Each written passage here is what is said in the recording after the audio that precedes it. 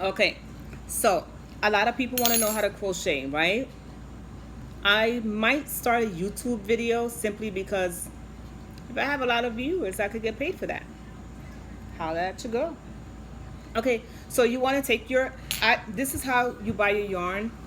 Obviously, I have a couple of kids here that think that this is like a cat's toy, and it's not. It's a cat's dream because it's, you can just let it go all over the place. Okay, so this is my yarn. You see how it gets all crazy? Whether you have somebody playing with it or not, this is not how you want to leave it. I already started Gabriel's scarf, and I'm going to show you exactly how to do this. This is super easy. This is the best chain stitch you can get going. I have this here because this is like my little cheat. I'm cheating right here just in case if I make a mistake. I know where I started, and this is the side I want to end off on. Okay, I'm going to show you how I got to this. When I buy my yarn, the first thing I'm going to do is take everything out. I want to make it simple for me. I want to have a ball. Why? Because I like to travel with my stuff. I'm usually the passenger, so my husband's usually the one driving. I like to take this wherever I go. Doctor's office, work, my lunch break, whenever I have time. Stick it in my bag, and I can just, see that? Real easy. Get yourself your needle, okay? You can get these as maybe anywhere between 89 cents to $2, depending on where you get it. Get yourself a few of these because you're always going to lose it, I promise you. Get your yarn. You want to start with the loop, okay? I know I'm chewing bubblegum, sorry. Make yourself a little loop, like so. See that? Little loop. I'm left-handed, so forgive me. I have my little loop right here. See that? Where's the camera? You see that little loop, right? Just like that. Stick my needle through. Watch this. I have my loop, right? I'm going to go around with my needle. I'm gonna hold it here so I don't tie the knot. I'm gonna hold it so it doesn't tighten up on me. I'm gonna go around, and I'm going to loop through, okay? That's kind of like my first chain. Why I say one chain? Because with this one chain, you're going to make your row. I'm going to make a scarf. I'm going to show you how to start it. You see that? Loop around, right? I'm going to go a little bit faster. Whatever you do when you're crocheting, knitting, you never want to do it too tight. You want to give yourself some space. You don't want to make it too hard for you, okay? So you're going to keep going, chain. This is wonderful to do, especially when you have nothing else going on. Like for me, I have my kids, I have cooking, I have cleaning, doctor's appointments. I have time on my hands. And you want to do it around this time. So this way when the fall comes in, you have your scarves, you have your colors, you go to Michael's, you go to, Target, you go to Walmart, you get your yarn early before the winter sets in because then the prices go up. Get your colors. When you start doing this, bam. Now look what I have here. You see this? See that?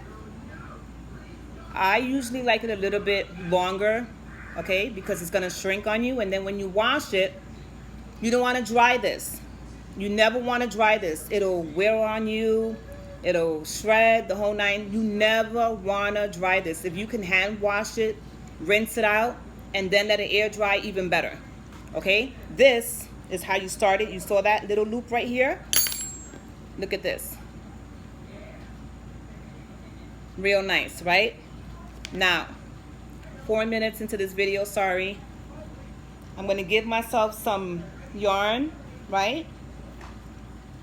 Now, I'm going to go ahead and I'm going to make another row. So I'm going to loop again. And I'm going to go into my first little hole right here. See that?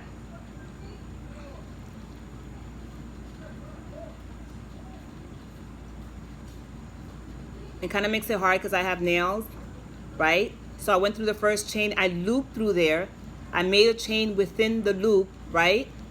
And then now I want to close my chain up. You see that? Now you see this little hole right here? I'm going to go into that. I'm going to take my needle, I'm going to go in here, I'm going to grab, loop,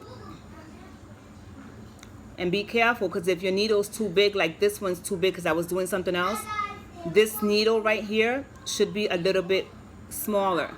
So when I loop, it doesn't get tangled like it happened to me right now, right? So I'm going to loop in here, be careful. Grab it, go through that hole, and I want to chain one. It's like a little braid, and then I want to finish it. You see that? Now it looks like a little braid in one. I'm going to go into my next little hole right there. I'm going to loop around. I'm going to chain, right? And chain again. Now look how that looks. You see that? I'm going to go into my next little hole. And you want to keep doing that till you go all the way, all the way, all the way. See that? This is going to look like this. Right? And when you get to the end, when you get to this little part, let me show you. Because I have to cut my video short. When you get close to the end, I'm going to take it out. So I'm going to show you how you get that corner and then go back. Right? So let's say you get close to the end. You want to go in and loop. And make sure you don't just loop into whatever hole you find and you're going to stick it in and start another chain. Wrong. You're going to have the horizontal bridge happening. Yeah, real crazy. So just remember, when it comes to crocheting, it's all about the mathematics. It's all about counting and patience. Because if you don't have patience with this, like I said, you're going to have the horizontal bridge and it's going to look all crazy and you don't know where you're going to be going. You're going to end up in Nebraska somewhere. Okay? So that's how, and I mean Nebraska because it's going to be so far off if you don't chain properly. So here I am in the end. You see every circle, right? Every little hole there. You have that hole. Now I have my last hole, right? I'm going to go in through here. I'm going to loop, go in neatly. Take your time if you have to. Loop. Now I'm going to start my chain. And I'm going to go in and chain. Now you see how nice that looks? Now I'm going to, look. I'm gonna chain two. 1, 2. You see that little chain right there? Now I'm gonna turn it around. Yeah, it looks fancy, right? I turned it around. That's cheating, but that's what you want to do. Now I'm gonna turn around and go the other way. Take it. This is not your first hole because you already chained in that one. You want to go into the second hole, and you want to go in and loop, and you want to start your chain. Bam! Look at what that looks like. See that? Yeah, that's how that's going to go. Trust me. If you can sell this and people are willing to buy it, go right ahead because these get pretty pricey. So when I say you do this out of love, you don't want to charge somebody $50. You know, this is a lot of time. Making a blanket is a lot of money. If you crochet a blanket, you're looking at anywhere between $75 to $150 for a really nice throw blanket. That's why I don't like to sell them because my time is valuable. I'm never going to get it back. Right? So I just make it for people that I know for a fact are really going to take care of it. And they're going to say, you know what? Somebody really did this out of the kindness of their heart for me. Because I'm going to take a while doing this. The scarves, I can do it within 2 weeks, more or less, between the kids, the cooking, the cleaning, and everything else I have going on. But technically, a scarf can take me a good 2 to 3 days if I just stick to it. But like I said, it's a lot of hours, right? Yeah. Gabriel, eat. Gabriel, get me that scarf over there. My kids are lost in the sauce because they know I can't get up and walk thanks to my broken foot. Right? Hurry up. My video is going. Yup. Right? You see that? Don't forget, if you mess up, you want to take it out as soon as you mess up. For example, I chained, right? Now let's say I keep chaining. Now look at how that looks. Now let me go over here and keep going with it. See how crazy that looks? Now when I when I turn and I go back, this right here, you don't notice it. But when I go back to chain and loop and I go over this way, it's really gonna stick out. And then my numbers are gonna be off. And then I don't wanna start a whole row again and then halfway through the scarf, I realize, oh shoot, I did something wrong. So let me take that out. Like I said, it's all about counting, okay? And you gotta have patience. This is one scarf I started. This is Gabriel's scarf because now I have to make everybody one, right? That's a blanket. Oh, my mother's blanket. I started it going this way because this is gonna take me some time. Give me his scarf. See this? This is a throw blanket for my mom. I'm making it for her. She has cancer. And